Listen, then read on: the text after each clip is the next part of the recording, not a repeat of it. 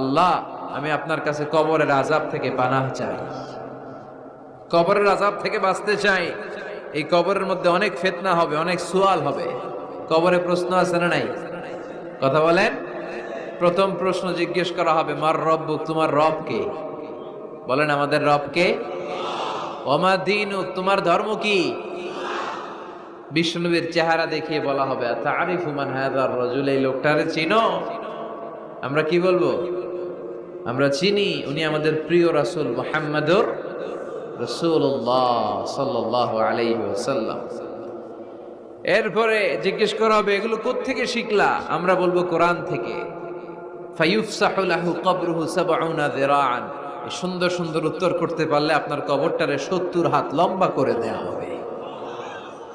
ইফতাহু লাহু বাবুন ইলাল জান্নাহ, জান্নাতের দিকে একটা দরজা লাগিয়ে দেয়া হবে।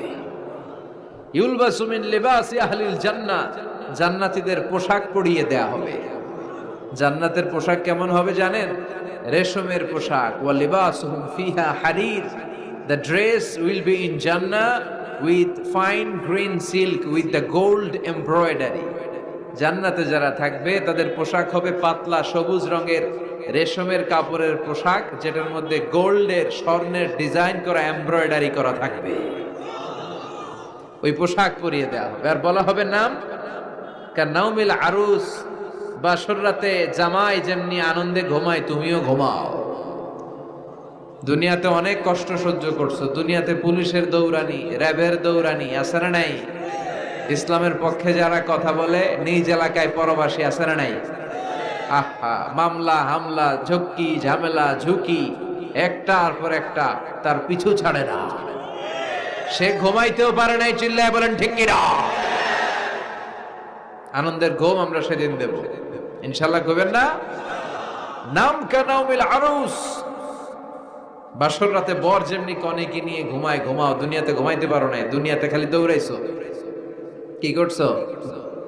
দৌড়ানির উপরে ছিল। আজকে দৌড়ানি নাই, আজকে দৌড়ানি হবে ওই দলে। কথা কন। যারা ইসলামের পক্ষে ছিল না, আজীবন ইসলামের বাঁশ দিয়েছে, আজকে ওদেরকে বাঁশ দেওয়ার পালা। সেদিন হিসেব উল্টে যাবে। কথা বলেন।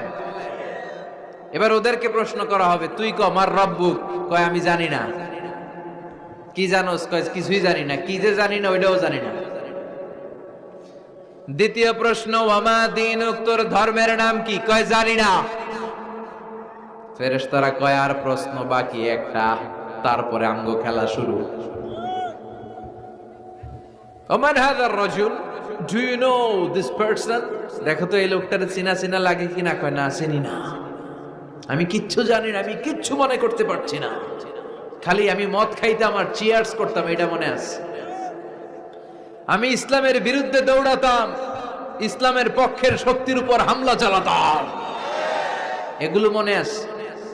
কোরআনের বিরুদ্ধে ছিলাম, ইসলামের বিরুদ্ধে ছিলাম, বিশ্বনবীর বিরুদ্ধে ছিলাম, বিশ্বনবীর বিরুদ্ধে আমি বিষোদাগার করতাম, ইসলামের বিরুদ্ধে আমি জনপ্রচারণা চালাতাম। আজীবন আমার জীবনটারে আমি কাটিয়েছি ইসলামের বিপক্ষে।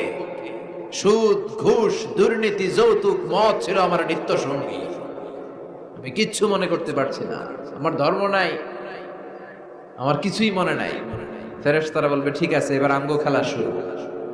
ফায়ুতরাকু বিমাতারিকা মিন হাদিদ, লোহার হাতুড়ি দিয়ে এবার ওর পিটানো শুরু হবে। পিটাতে পিটাতে ওর গায়ের গোশত আর মাসেলগুলো থেতলে ফেলা হবে। ইয়কালু লিল আরদি ইলতাইমি, জমিনকে বলা হবে চাপ দাও। ফাতাখতালিফা আদলাউ, আহা ওয়াল আয়াযু বিল্লাহ। কবরের এক পাশের মাটি আরেক পাশের মাটি এমন ভাবে চাপ দিবে, ডান পাশের পাঁজরের হাড় বাম দিকে ঢুকে যাবে, বাম দিকের হাড়টি ডান পাশে এসে যাবে। ওর চিৎকারে পুরো কবরস্থানটা থারথার করে কাঁপবে। ওরে বাঁচানোর তখন কেউ থাকবে না। ওর ক্ষমতা, ওর দাপট, ওর হুঙ্কার, ওর অহংকার ওরে বাঁচাতে পারবে না। চিল্লায় বলেন ঠিক কিনা? হাত্তা সাআ, কিয়ামত পর্যন্ত, কিয়ামত পর্যন্ত এই দুর্বিষহ জীবন সময় তার কাটতেই থাকবে। আল্লাহ কবরের এই আযাব থেকে তুমি আমাদেরকে বাঁচাও। সূরাতুল মুলক যারা নিয়মিত তেলাওয়াত, কথা কয় না, করতে রাজি আছেন সবাই? বিষ্ণুই বললেন এখানেই শেষ নয়, আরো আছে। শাফাআত লি সাহিবিহা, এই সূরাটা কিয়ামতের দিন এই সূরা যে তেলাওয়াত করবে তার পক্ষে সুপারিশ করবে। কোরআন যদি আপনার বিপক্ষে আল্লাহর কাছে নালিশ করে, আপনার বাঁচার কোনো উপায় আছে? আপনার পীর সাহেব আপনারে বাঁচাইতে পারবে? চাইলে আপনার দলের নেতা, কথা কন, কেউ বাঁচাইতে পারবে আপনারে? কোরআন যেমনি আপনার বিরুদ্ধে দাঁড়ালে আপনারে বাঁচাতে পারবে না, কোরআন তেমনি আপনার পক্ষে দাঁড়ালে আল্লাহ আপনারে ফেলে দিতে পারবে না। কোরআন আপনার পক্ষে থাকলে আল্লাহ আপনাকে দয়া করবেনই। বিষ্ণু বলেছেন ইকরাউল কোরআন ফাইন্নাহু ইয়াতি ইয়াউমাল কিয়ামাতি শাফিআন লিআসহাবি, কোরআন তেলাওয়াত করো, কেননা কোরআনের তেলাওয়াত এটা কিয়ামতের দিন তোমার জন্য সুপারিশ হয়ে দাঁড়াবে। এজন্য বিষ্ণু বললেন যে ব্যক্তি সূরাতুল মুলক নিয়মিত তেলাওয়াত করবে, এই সূরাটা কিয়ামতের দিন ওই তেলাওয়াতকারীর জন্য আল্লাহর কাছে সুপারিশ করবে। এখানেই শেষ নয়, বিষ্ণু বললেন খাসামাত আন সাহিবিহা, এই সূরা যে তেলাওয়াত করবে তার পক্ষে আল্লাহর সাথে এই সূরাটা দাঁড়িয়ে তার পক্ষ নিয়ে আল্লাহর সাথে তর্ক করবে, ঝগড়া করবে। আল্লাহ তুমি ওরে জান্নাত দিবা না কেন, ওরে মাফ করবা না কেন? তুমি না গফুর, তুমি না গফফার, তুমি না রাহিম, তুমি না রহমান, তুমি মাফ করে দাও। ও মিয়া, সুপারিশ করতেছে কে? সূরাতুল মুলক। সুবহানাল্লাহ কইবেন না?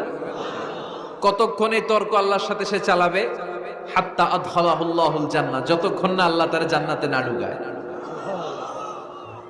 এখানেই শেষ নয়, বিষ্ণু বললেন মান কারাআ বিহা ফি লাইলাতিন ফাকাদ আকসারা ওয়া আতাবা, রাত্রি বেলায় যে এই সূরাটা তেলাওয়াত করবে ওই পুরো রাতটাকে বরকতময় করে দিবে কে?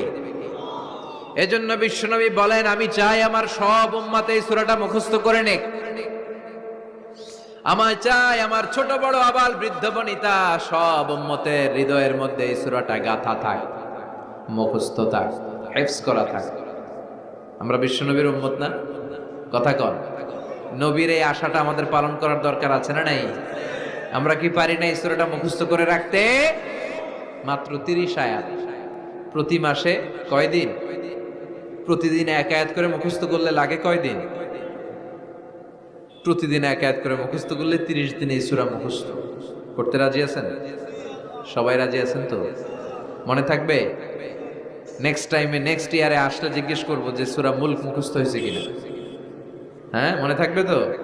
আল্লাহ তুমি তৌফিক দাও। এই সূরাটা পড়লে আল্লাহ আপনার দৃষ্টি শক্তিকে খুলে দিবে। আপনার চোখের সামনে কোনো পর্দা থাকলে পর্দাটা সরে যাবে, আপনি আল্লাহর মাহাত্ম্য বুঝতে পারবেন, আপনি আল্লাহরে চিনতে পারবেন, আপনি আল্লাহর অস্তিত্ব টের পাবেন। সুবহানাল্লাহ পড়েন। অনেকেই বলে যেটা দেখি না তা মানি না। যারা স্রষ্টাকে বিশ্বাস করে না তারা বলে আনসিন ইজ